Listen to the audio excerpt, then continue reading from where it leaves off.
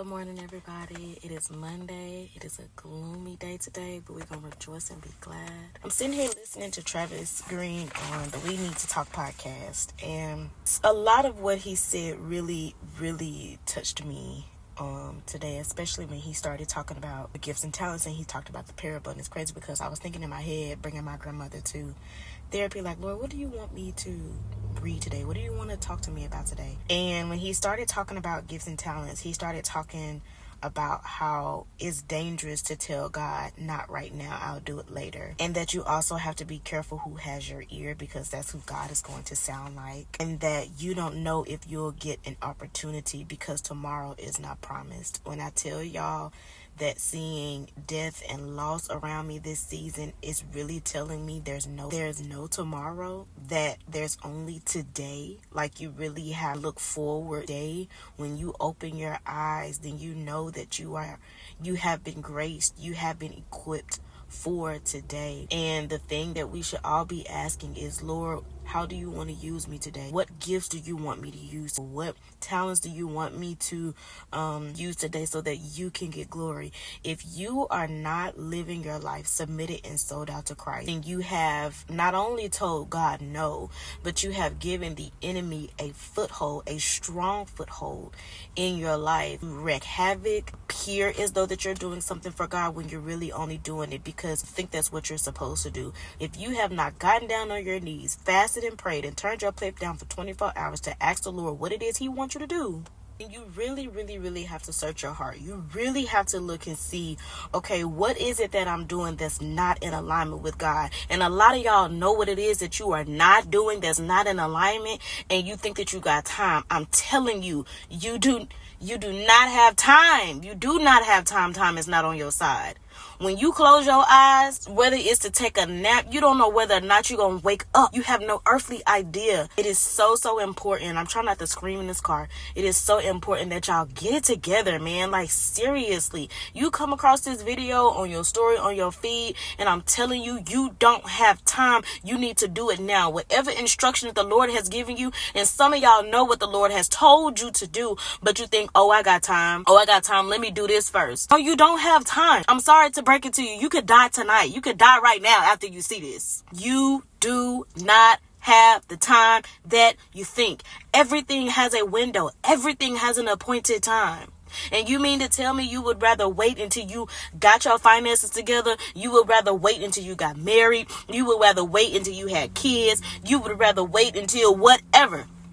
You would rather wait than to do it right now when you have the opportunity? When God is giving you the grace and the mercy to do it today?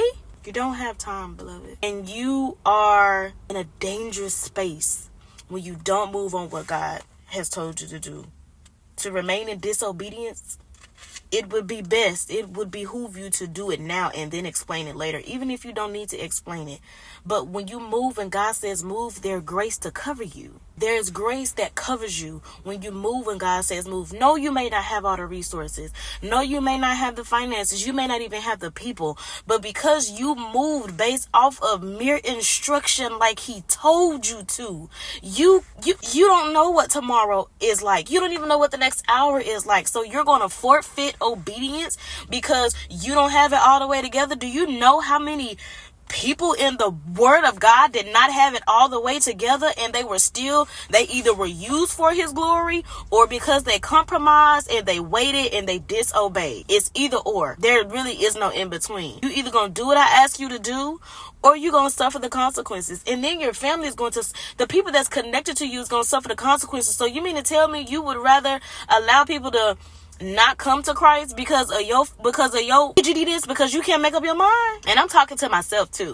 This ain't just for y'all. I was convicted because there's some stuff I believe that the Lord has either put in my face, or He's like preparing me for it, and it's just not clicking, and it's like, Natani, I need you to get it. I need you to move on this now. I need you to do this now. I need you to pay attention. What is God showing you? And it could be like in micro things. It could be small things for you to pay attention, for him to get your attention. What is it that he's doing to get your attention, to say, hey, this is getting ready to happen. I need you to be ready, or you should have already been doing this. This has been something that I have been telling you and talking to you about, and you keep skimming over it, thinking that you're going to have time. You think that just because you don't have it all the way together, you think that just because, well, for one, you do need to be in his word, because you need to be equipped. But if you think that you got to have it all the way, you don't. There was something that he talked about. He talked about Eli, how Eli told Samuel, and Samuel, I think he said Samuel was asleep or doing something, and he heard Samuel, and he thought that Eli had called his name, and Eli was like, "No, I didn't call your name." But then Eli said, "If he calls you again, say, I'm here, Lord, your servant is listening." And he talked about that. He said that's coming from somebody who lost it all because he maintained compromise, because he was disobedient, let his kids do what he wanted to do, did not adhere to the word of the Lord, and the death that he died from was very tragic. You want that to be you. Not saying that you're gonna die like Eli or anything like that, but because you are not doing what the Lord has told you to do, and I mean specific instructions, you know what the Lord voice sound like, right? Yeah, you decide not to because of what? If you don't get nothing from this, please do know, don't play Russian roulette with the Lord. And if you truly do love God, if you truly take heed to his word, you'll do everything for everybody else. You'll say yes to everybody else, but you won't say yes to God, because you know what it requires. And you don't have time to figure that out. You either gonna do it and you're gonna trust God and believe him at his word, or you'll be like the ones who were given gifts and talents, and you're going to be placed where the whipping and the gnashing of the teeth is, because you didn't do what God told you to do. You don't know what God is going to do. You're not God. You're not supposed to figure it out. You're supposed to trust him and be obedient. I love y'all.